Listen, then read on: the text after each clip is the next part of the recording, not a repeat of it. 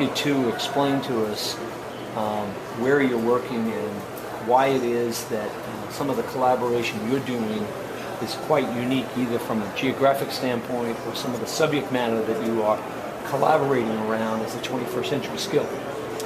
Well, my name is Rich Cherry. I'm from the Balboa Park Online Collaborative. That's a collaborative of 20 museums and cultural organizations in Balboa Park, San Diego. But Balboa Park is one of the largest urban parks in the country. It's about a third bigger than the Central Park. And all of these organizations are very tightly grouped in this geographic location. And so it's a different kind of collaboration than what a lot of the collaborations between museums and libraries that are happening at the national level, where you have a group of highly motivated people that are interested in a particular subject matter. We're working with a bunch of disparate institutions, everything from an air and space museum to an art museum to an anthropology museum to a natural history center. And the collaboration piece is about using shared technology across those organizations to improve their ability to kind of serve mission. So when you look at a natural history museum and an anthropology museum, a lot of the stuff that the technology does is very similar, and yet these organizations were going off in their own direction, whether it's website development or infrastructure work or as they do in most organizations, they all had a silo for each one of those things. The challenges that come up in doing a geographic collaboration versus a subject-specific collaboration is that the varying levels of capacity within each organization. At a national level, collaboration that I've been involved with, like the Art Museum Image Consortium, you had a bunch of highly motivated people from a variety of art museums that were very specifically interested in getting their images out to educators. Take the 3 art museums that we have in the park, they're all at varying capacities about doing that. In theory, they like the idea, but they may not have the right people on staff that are going to be the leaders or even the thinkers about how do you do something like that. So what we do is we take a lot of time spending and teaching, bringing in national level speakers to talk about particular areas like social media and how that affects a cultural organization, but also taking those same people from those museums to conferences, kind of facilitating that. So that a lot of times they meet each other at the conference, even though they work in an institution that's right next door.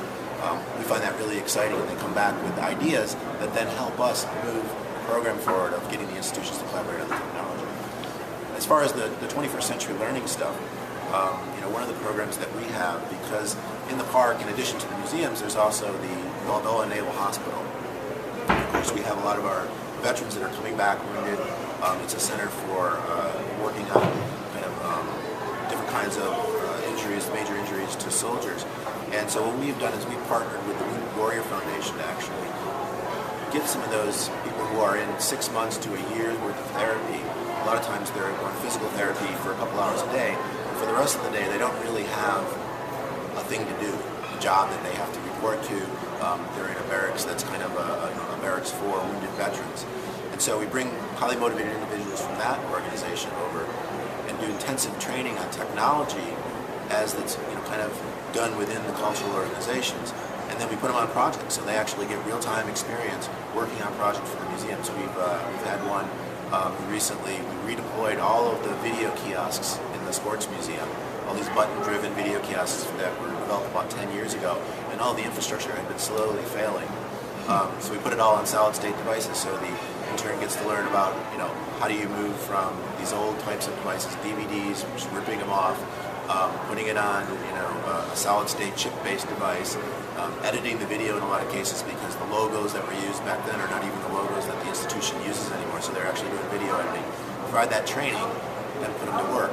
And, not only are you kind of engaging them in technology, but you're also engaging them in a different way in civic society so that they're actually, more engaged with the fact that there's a museum and they might want to go to a museum than they were before they actually came into the program. And we find that a lot of the skills that we're providing to them are not just technology skills, but kind of life skills. How do I put my resume together for a job like the one I have, that I'm doing as an intern? How do I interact with people in an office situation versus, situations in a fire team? There's a lot of big differences about that. And so we're really excited about that program. It's relatively new, and we have about 4 interns in it right now. We hope to scale it up to about 7.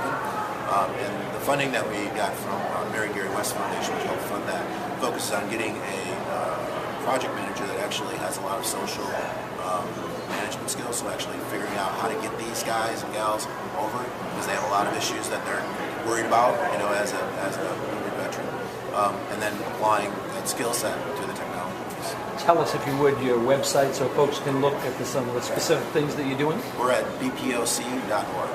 Terrific. Thank you very much. Thank you.